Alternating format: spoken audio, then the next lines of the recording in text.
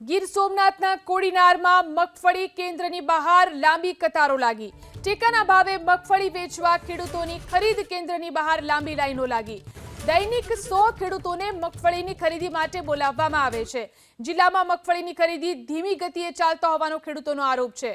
સરકારે તત્કાળ મગફળીની ખરીદી થાય તેવી વ્યવસ્થા કરવાની તેઓએ માંગ કરી છે। તો જોઈ શકાય છે વાહનોની લાંબી કતારો જે રીતે ખરીદ કેન્દ્રની બહાર જોવા મળી રહી છે। ખેડૂતોનો આરોપ છે કે આખી પ્રક્રિયા ખૂબ જ ધીમે ધીમે ચાલી રહી છે। ટેકાના ભાવે મગફળી વેચવા માટે વાહનોની લાંબી કતારો આ રીતે જોવા મળી રહી છે। સરકાર તત્કાળ મગફળીની ખરીદી કરે તેવી વ્યવસ્થા કરવાની ખેડૂતોની માંગ છે। ગીર સોમનાથના કોડીનારના દ્રશ્યો છે।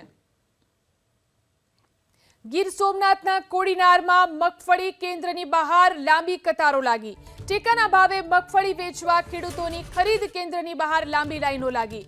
દૈનિક 100 ખેડૂતોને મગફળીની ખરીદી માટે બોલાવવામાં આવે છે। જિલ્લામાં મગફળીની ખરીદી ધીમી ગતિએ ચાલતો હોવાનો ખેડૂતોનો આરોપ છે। સરકારે તત્કાળ મગફળીની ખરીદી થાય તેવી વ્યવસ્થા કરવાની તેઓએ માંગ કરી છે।